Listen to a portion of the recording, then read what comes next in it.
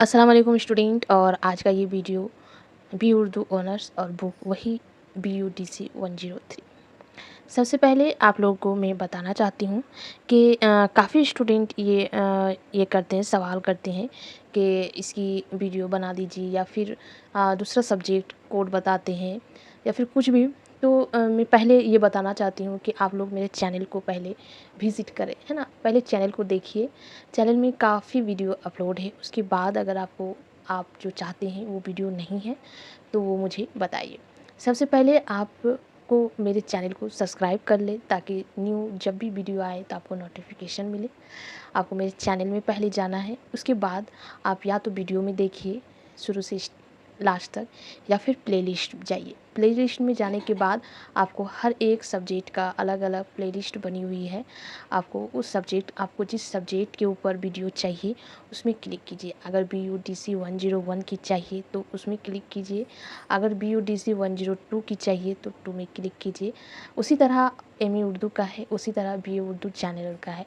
BA Urdu general का कुछ subject का है, जैसे BUDC 133 है, 134 है, BUDLA 135 है, BUDE 141 142 की वीडियो है।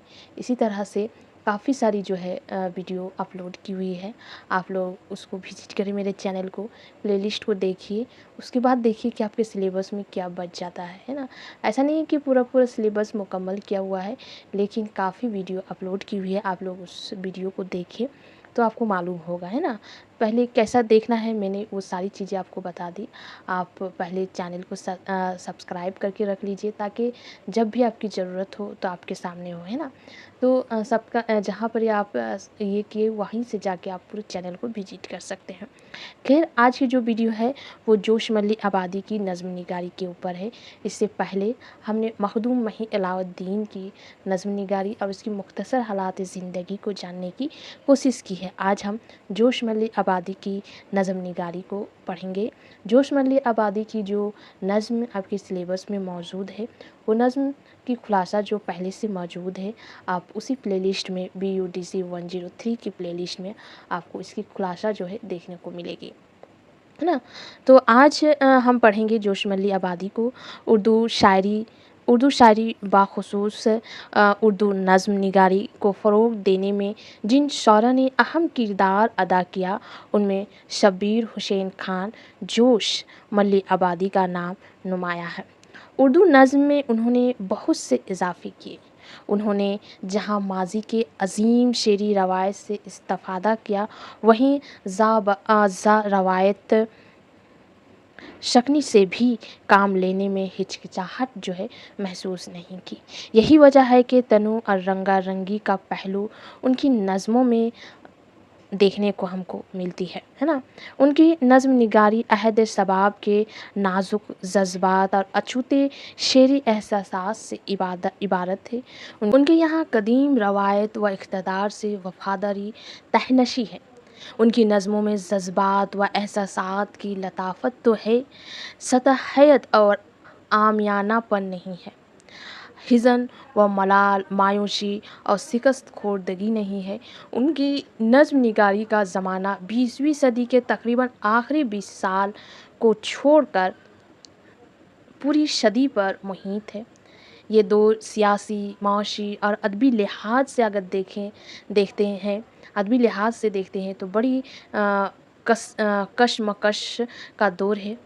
यही वो अहद है जब ज़िंदगी में होने वाली तब्दीलियाँ अदब पर बराह रास्त असर अंदाज हो रही थी और लोगों की तवज्जो जो है अदब की अफादियत पर ज़्यादा थी। शायरी का मिजाज अक्सर बदल चुका था। शायरी में हियत और मौज़ूआत के एतबार से नए नए तजुर्बे जो है उस वक्त हो रहे थे। उस दौर में जहाँ एक तरफ हशरत मोहानी, फ़ानी बदियूनी, असगर गोंडवी, जिगर मुरा आबादी, फ़राग गौरव कपूरी वगैरह सिंध पे गज़ल के जुल्फ़ व रुखसार संवारने में मसरूफ़ थे, तो वहीं दूसरी तरफ जो है जोश मल्ली आबादी ने नज़्मों की तरफ खुसूसी तवज्जो दी, उसे ताब ना की अता की और तवाना बना कर पेश किया। जोश मल्ली आबादी इकबाल के बाद सबसे नुमाया नज़्म गो शायर है ना। इकबाल के बाद अगर अल्लामा इकबाल के बाद अगर देखते हैं तो जोश मल्ली आबादी की नज़्म का सबसे ज़्यादा अहम आते हैं, है ना। जो उसके हम असरों में हाफिज़ जलंधरी, मिजाज लखनवी, एहसान दानिश और अली सरदार ज़फ़री वग़ैरह ने भी नज़्म की तरफ जो है खुसूसी तवज्जो दी, लेकिन उनमें सबसे नुमायाँ लब व लहजा जोश मल्ली आबादी का है। उन्होंने अपने खताबिया और इनकलाबी लब व लहजा उर्दू नज़्म के दायरे को बेपनाह जो है वसीयत दी। उनकी नज़ामिया शायरी में जलाली और जमाली दोनों कैफ़ियतें जो है हम आहंग हो गई। जो उसने गज़लें भी कही और रुबाइयाँ भी, लेकिन बुनियादी तौर पर उनकी जो शनाख्त है वो नज़्म निगारी की हैसियत से होती है। उनका रुझान जो है नज़्म निगारी की तरफ से शुरू से माइल थी। उन्हें शहरत भी नज़्म निगारी के ज़रिए ही हासिल हुई है ना। जो उसने जिस वक्त नज़्म लिखना शुरू किया उस वक्त कौमी तहरीकें उभर रही थी। ऐसे में जो उसने अपनी नज़्मों के ज़रिए हिंदुस्तान के लाखों दिलों में अंग्रेज़ों के ख़िलाफ़ बेदारी की जो लहर है वो पैदा की, जो उस वक्त का एक अहम तकाज़ा था। उस तकाज़ा को जोश ने कौमी ज़िम्मेदारी समझकर पूरा करने की कोशिश की, इसलिए उन्हें जंग आज़ादी का मुजाहिद भी कहा जाता है। वो एक जंगजू की तरह बाज़ाब्ता हथियार लेकर मैदान में तो नज़र नहीं आए, लेकिन अपने कलाम के ज़रिए उन्होंने दूसरों को जंग आज़ादी के लिए आमादा ज़रूर किया है। इस तरह उन्होंने मुल्क व कौम की बड़ी अहम खिदमत जो है अंजाम दी है ना। अगर उसकी हम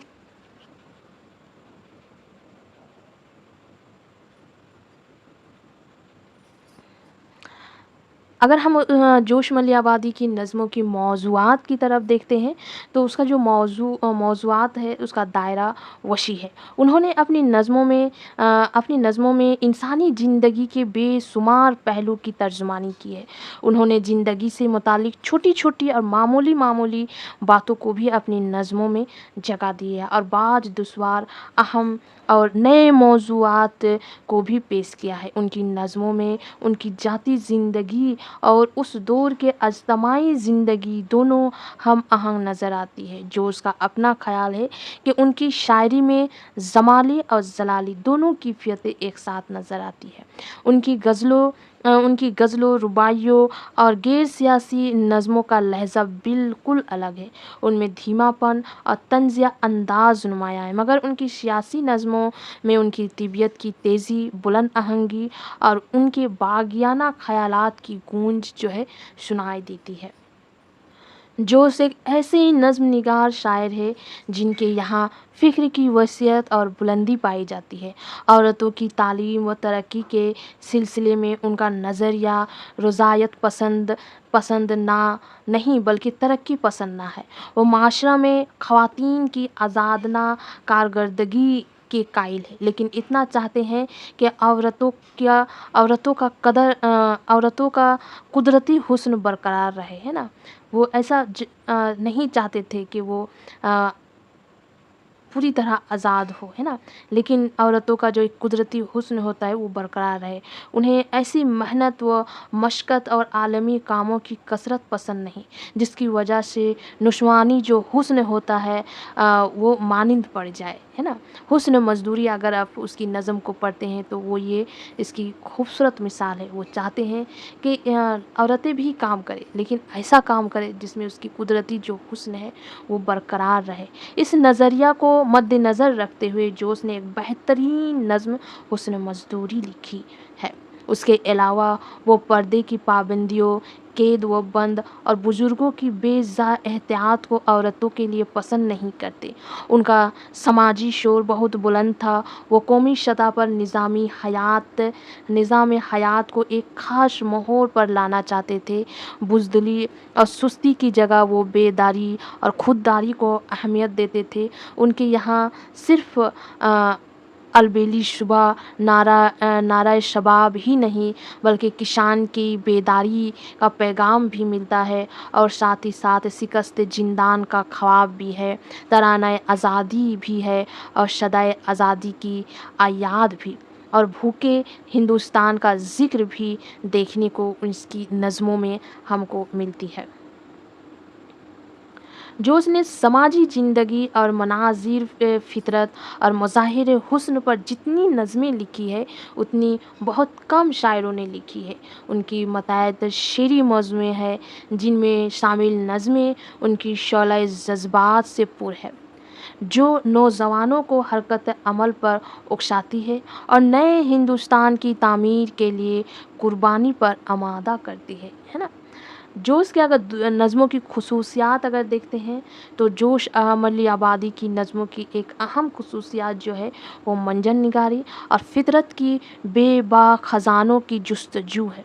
उनकी फ़ितरत पसंदी महज चाँद तारों, सुबह व शाम या दीगर मज़ाहिर फ़ितरत की बयान तक महदूद नहीं है, बल्कि ऐसा लगता है कि वो फ़ितरत को देखकर मतहीर है और हैरत व इस्ताज़ाब है कि आलम में फ़ितरत के हसीन व दिलकश नज़ारे उनके मौन व गम व ख़वार बन जाते। उन्होंने मज़ाहिर फ़ितरत को मुख्तलिफ़ अंदाज़ में शायराना कमाल के साथ अपने नज़मों में पेश किया है। कुदरत की रनाइयाँ उनके नज़दीक कलाम अलही का दर्जा रखती है। वो मंजर निगारी के लिए पूरी कायनात पर नज़र रखते हैं और जुज से कुल की तस्वीर कशी करते हैं। अल्फाज की मदद से तख़ीली पीकर तरसना जोश की फ़ितरत में दाखिल है। उन्होंने अपनी नज़मों में नादिर तशबीहात व तरकीब से हुस्न पैदा किया है। तस्बीहों और इश्तियारों को उसकी फ़िज़ा और मौक़े महल के मुताबिक इस्तेमाल किया है, जिससे उनकी नज़मों में ताज़गी और नुदरत पैदा हो गई है। उनकी नज़मों में मंजर निगारी का पैमाना जमालियाती अनासर से लबरेज है, गोया एक तरह से फ़ितरत और रोमान का हसीन इम्तिज़ाज उनकी नज़मों का एक ख़ास वसफ़ है। कहा जाता है कि जोश का एक बड़ा फ़नकार जो है कभी भी मुल्क व नस्ल और मज़हब की सरहदों में कैद नहीं रह सकता है। उसका पैगाम पूरी दुनिया की इंसानियत के लिए होता है। उनका अपना तख़य्युल और रोमानी वजूद हर रंग से तवानाई और सादाबी हासिल करता है। उसकी निगारास्त की मरकज़ में पूरी इंसानियत होती है, जो उसने पूरी फ़ालियत के साथ अपने इस मनसब को निभाया है और अपनी तख्लीक़ात में आज भी ज़िंदा है।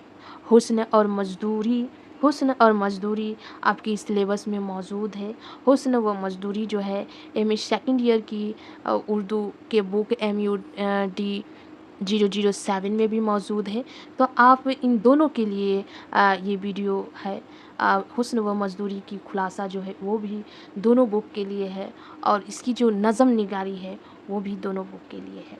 इसकी जो नज़म निगारी है, अगर सिर्फ नज़म निगारी पूछी जाए तो आपकी 15 नंबर की क्वेश्चन या फिर 10 नंबर की क्वेश्चन में आएंगे, और अगर नज़म निगारी के साथ साथ उनकी हालात ज़िंदगी और खिदामात भी पूछते हैं तो 20 नंबर के सवाल बन जाएंगे।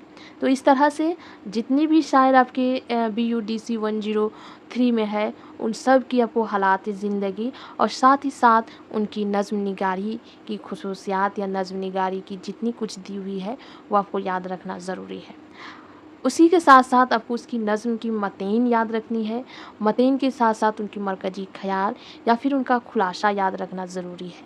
खुलासा याद रखना बहुत ज़्यादा तकलीफ़ नहीं है, बहुत ज़्यादा प्रॉब्लम भी पेश नहीं आएगा। सिर्फ़ आपको एक मरतबा पढ़ लेना है ताकि आपको मालूम हो जाए कि ये नज़म किस चीज़ के ऊपर है, किस ख़याल के ऊपर है, कौन से सब्जेक्ट के ऊपर है, मतलब किस सोच के ऊपर ये नज़म लिखी गई है। तो आपको उसका खुलासा लिखना आसान हो जाएगा, है ना। तो चलें आज के लिए ये वीडियो जो है यहीं तक। नेक्स्ट डे किसी और शायर के ऊपर या फिर किसी और नज़म निगार के ऊपर बनाने की कोशिश करूँगी।